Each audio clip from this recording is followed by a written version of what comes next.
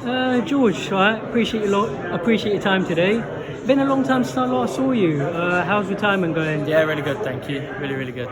What would you say were some of your favourite performances? Me? Some of your fights. There was a few. Win over DeGal was pretty cool. The first fight against Froch was pretty cool. We've done a lot of talking about that lately. For me, the crowning moment was winning the belt against Chudinov, when it all just came together for me on the night and finally achieved childhood dream. So ones that stick out more. Sounds good. I did actually beat you. I did actually pick you to beat the girl, believe it or not. I did not. I never thought you were going to beat Froch though. No, I don't lie to people. Yeah, I don't lie to people. I just give my honest opinion. But what fights do you think you missed out on? What fights would you like to have fought? Obviously, you never fought Ward. Was there anyone that you would have loved to fight? At the time, I can't remember now. There was talk of me boxing Ward, but Ward was sort of tied up with the Super Series, a few years older than me.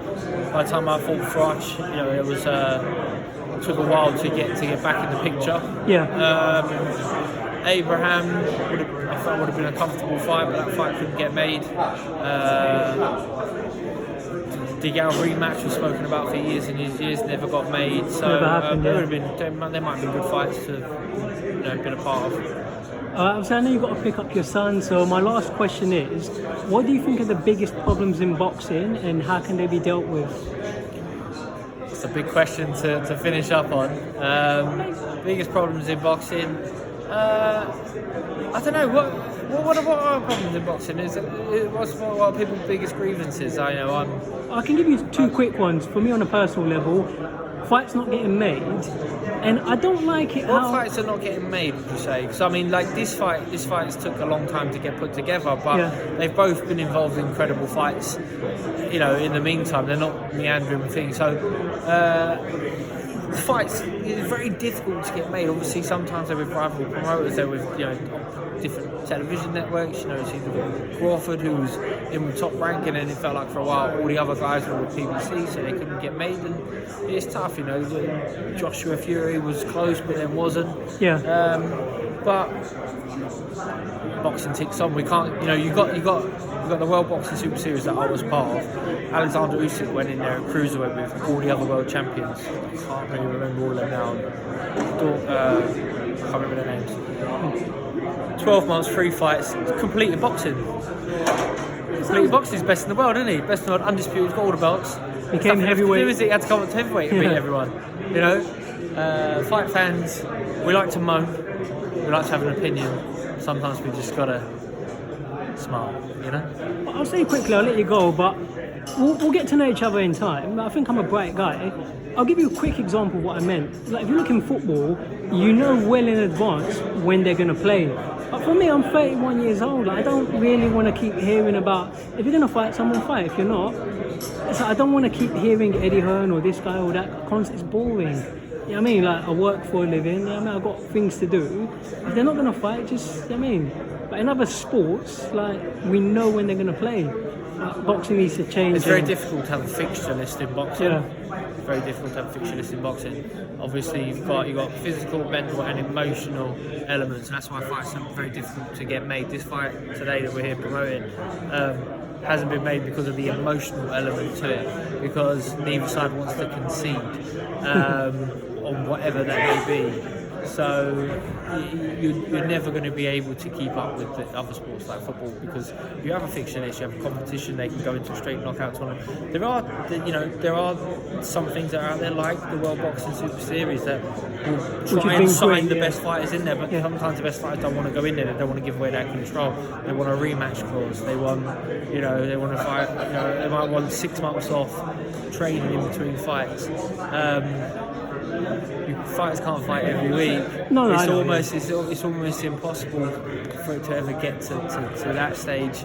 Other sports, but because it is so dynamic, because it does shift and turn with the tides, I think that's also one of the plus points of boxing. What makes it so alluring, so exciting, captivates the fans' imagination. Because if it was just too regimented, you'd lose the passion. You would, of course. But last thing I say, it's not a question, but I don't moan all the time, so... I'm not saying it. But don't moan.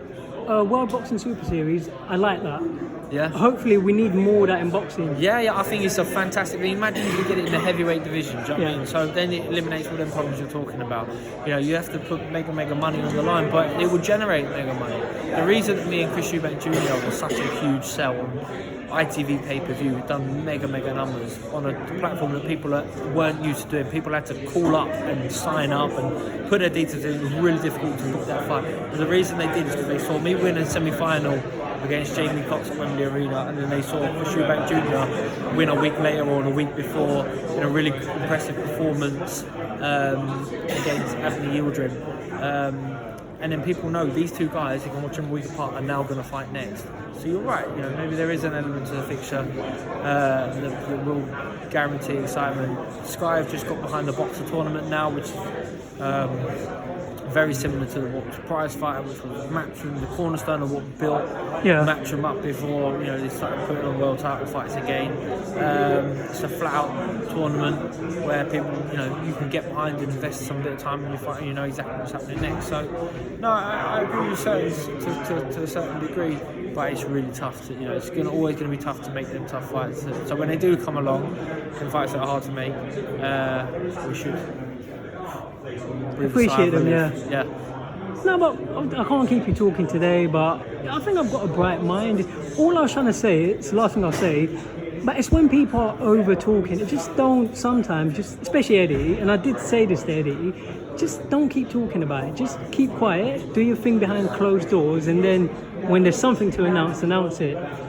You know, but I guess we better leave it there, you know, for today. No. Yeah, I hope he took your words on board. We'll see. Well, you know, we'll see. He's very stubborn, and obviously, I do like him. He gives people his time, and obviously, it's not just him. Obviously, it is a systematic problem. But okay, it's like Eubank versus Williams. That's an excellent fight. You know, that's what I mean. When you see Eubank again, like I gamble every now and then. When you see Eubank in fights like 100 to 1 or 50 to 1, like, I don't really want to watch it. But if it's like Eubank versus Williams or Eubank versus George Groves, those are great fights. Yeah. And that fight just came out of nowhere. You know what I mean? Well, you know, Williams was giving him stick on social media, but you know, it hasn't taken years and years to make. You know. But anyway, all the best, man. Thanks so much for your Cool. time. Cheers.